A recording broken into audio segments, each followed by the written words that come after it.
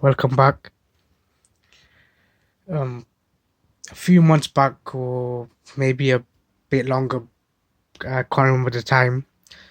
Uh, Schoolgirl Shukri Abdi was she, but I'm gonna say she was murdered because that's what it was. Even though the police and other people are saying it's a tragic death. Tragic is when it was out of their control. It wasn't. It wasn't um someone doing it on purpose.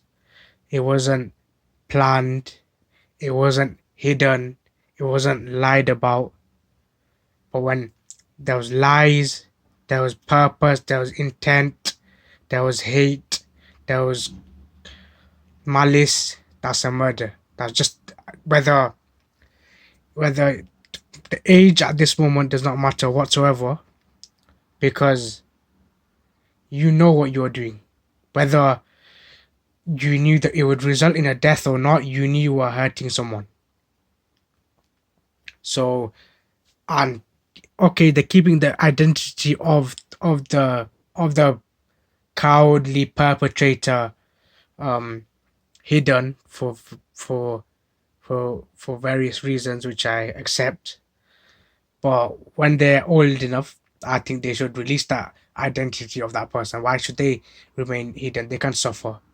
They deserve to suffer, because when you do something like that, you should know what you're doing. If you got the intelligence to do that, and to know that if I do this, then I will hurt someone, and that's my objective. Then if you know that in order to hurt someone, I need to do this, and once I do this, they will be hurt, then you are old enough to understand. And the fact that the police haven't given the attention that it should deserve, dismissing things, not investigating bite marks. Why wouldn't you investigate that? Bite marks, and then um saying it's an accident when someone clearly who can't swim would not go in there.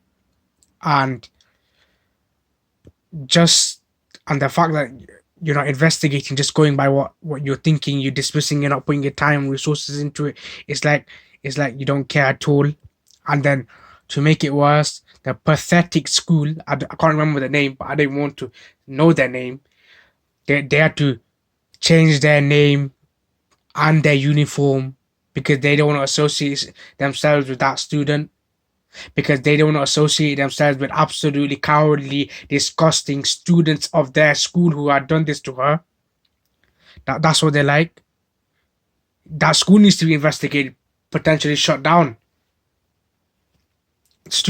Teachers in that school have committed suicide because of bullying. What kind of school is it? Is it even a school? They should shut it down. Changing your name and changing your uniform will not make a single bit of difference. You're still that same pathetic school. You can change location for all you want. You still remain the same pathetic school that has no morals.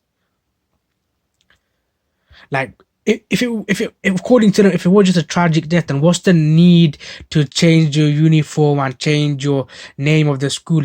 Then obviously, then everyone should understand, and they'd be understanding and sympathetic to, okay, it was an accident. Let's get over it. But it wasn't an accident. That's why they wanted it. That's why they changed the name of the school. That's why they changed the uniform, because it was an accident. It was purposefully planned to hurt someone, and it resulted in murder, and those people involved are murderers, and those people hiding it and not investigating it and dismissing it are part of the problem too. And now today, or a few days ago, recently in November 2020, in investigation or in court or whatever, they one of the uh, one of the girls who was involved in pushing Shukri, she says she accidentally pushed. How do you accidentally push someone to an extent that they're in the water? And if it's accidentally, okay, So why don't you go get help? Why don't you tell the teachers? Why don't you try and do something? It was an accident, so let me tell the teachers it was an accident, and then they'll come and help, and we can do something about it. But why was she left to die? If it was just an accident, as they say. And what about the bite marks? What about the bite marks? And why are different students' stories inconsistent? They don't match up. That there's no truth. Why did it take this long for this long for that student to say that? They're cowards and they don't deserve any leniency, because lying, and then when it comes to it, then further lying by saying accidentally, and then you had your chance to call for help, you didn't do that, and there's previous in that school with people attacking her and bullying her. The school would have known. I'm no doubt they would have known that the mother tried to apply for other schools. You would have known, and that school has a history of being pathetic and letting that type of behavior happen. But no, let's protect the children. Let's cover it up. Let's delay it. Let's dismiss it. Doesn't matter. Why not? Why doesn't that school speak up? Well, in fact, that school should be, every single staff member should be questioned about how that school is and how things happen, and what happens when certain things happen and how they deal with it. And until we get to the bottom of how that school is run, that school should not remain open. It's not even fit to be a school. It's an absolutely pathetic excuse of a school. And the police don't know better either. Look how long it's taking them to do things about it, and they just pathetically say it's a tragic accident. It's a tragic accident. If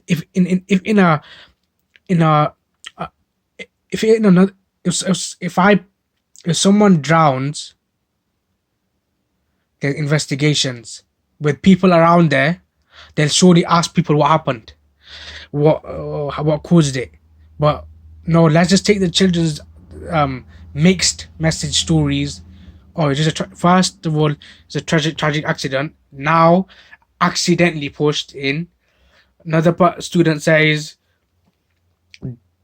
Shukri and that student, they were both in the water, and then the student let go of her, and then that's why Shukri drowned and the other student didn't. And then another student saying, oh, she went in the water herself. There's different stories, and then if this was in a normal court where the stories do not match up, what do you think the outcome would be? So why should the outcome be different here? The stories do not match up, so we should not believe a single word the children say. And those children's students, the parents of those students responsible, why aren't they being investigated? Why aren't they being questioned? Why aren't they speaking up? Why aren't they condoning, or I don't know if that's the right word? Why aren't they saying what their children wasn't correct, and they need to deal with the children, or need to deal with the consequences of it, and they need to be dealt with harshly? Why aren't they saying any of this? And why can't the children tell the truth? Whether, I don't care at this point. I don't care if the children. You're in secondary school, so you're not a child, for lack of a better terminology. You're a secondary school student. If you can do something of that magnitude, then you can face the consequences too. If you sell drugs in secondary school, you deal with the consequences. If you carry knives, you deal with the consequences. So if you push someone into water and as a result of that they die, why can't you face the consequences? Why aren't you being protected? And regardless whether she died or not, the fact that you intentionally did that, whether to hurt them, that should be investigated. But the fact that she died, that should be investigated even more. They should be dealt with severely.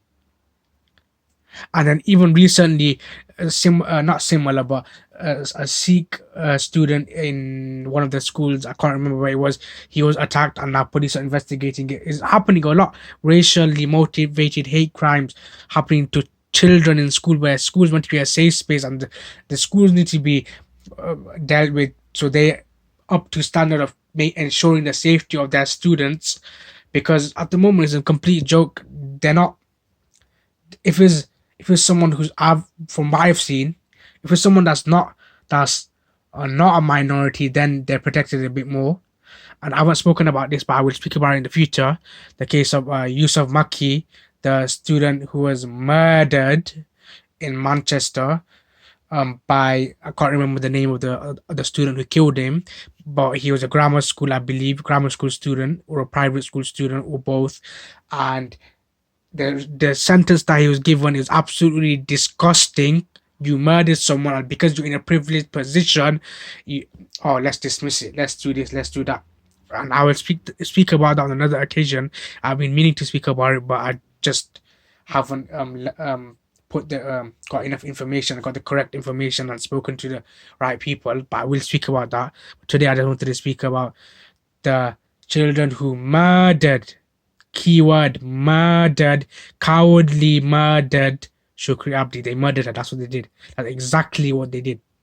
As soon as they're 16, they need the police or whoever the authorities or need to release the information of those people and put them in jail. But I don't care if they did the incident occurred when they're 12. They can deal with it when they're 16, because what they did is absolutely unacceptable. And the way the police are going about it and the way the school's going about it seems like, oh, it doesn't matter. Let's just forget about it. And that school needs to always be associated with the previous name of that school, because that in fact they should be like I said before, they should just be shut down. They're a pathetic excuse of a school, and they should be shut down. And that's all I wanted to say today. And hopefully soon I'll have a video out, well, a podcast, audio, short audio out about the murder of Yusuf Maki.